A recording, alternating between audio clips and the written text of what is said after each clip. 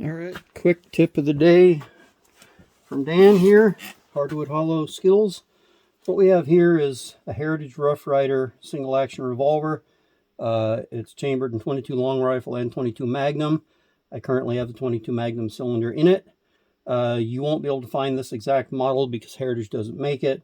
I've shortened the barrel and moved the sights, so now I have a shorter sight radius, but I have the regular sights. Now I am missing the fiber optic tube in there, but that's okay. I typically carry this around my property for snakes. We have a lot of we have timber rattlers for venomous snakes here in Virginia. We have timber rattlers and copperheads. We also have cottonmouth, not very many of them, and typically only around water, also known as a water moccasin.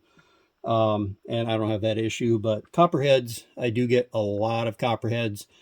We get a lot of black snakes here. I don't mess with the black snakes unless they're trying to come in the house, in which case I try and relocate them back out to the woods, because they're good snakes, because they, in addition to eating rodents and that sort of thing, they will also kill and eat copperheads and or rattlesnakes.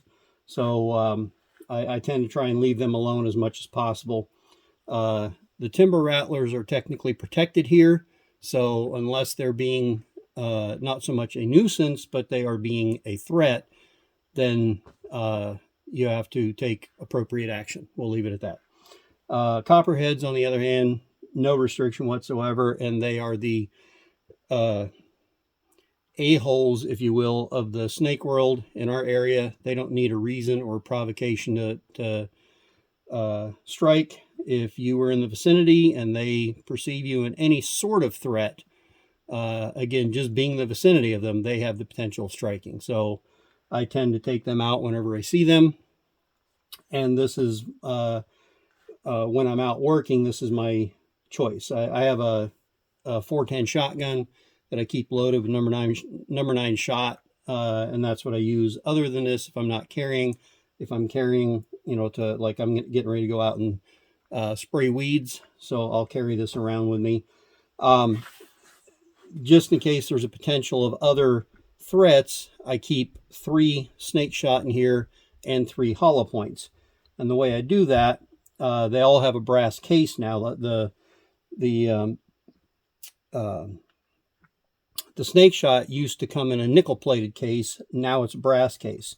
So if you can see this right here, what I've done, let me put a little light on it so you can see it better, is I've used a Sharpie and I colored the back of the hollow points black so that they'll be easy to distinguish from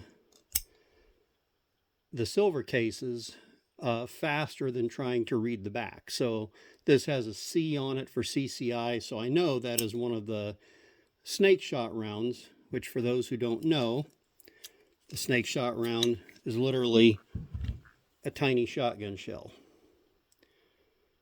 And it literally has a load of number 9 shot built into this plastic cup right here.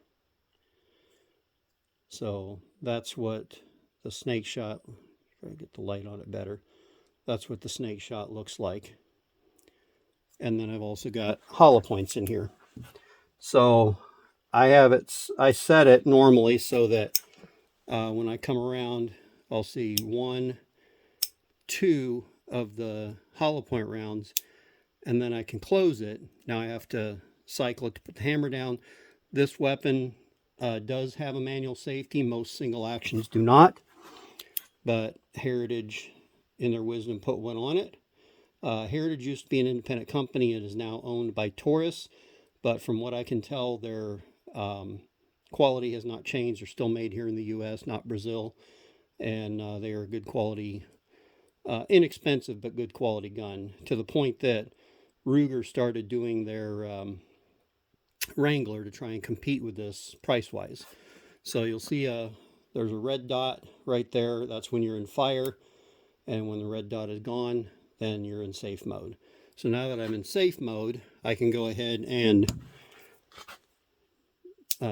bring my hammer all the way back.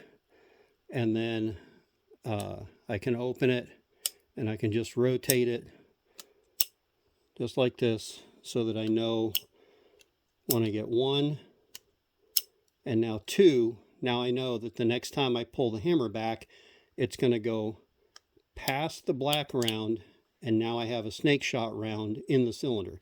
Again, my safety is on, I'm still holding the hammer, so when it goes down, it will fire on that snake shot round. So now I'm going to reset it. 1, 2, 3. Those are my 3 snake shot rounds. 1, 2. Now I can close. I can bring my safety off, and you'll see the gap here. I'm in a spot.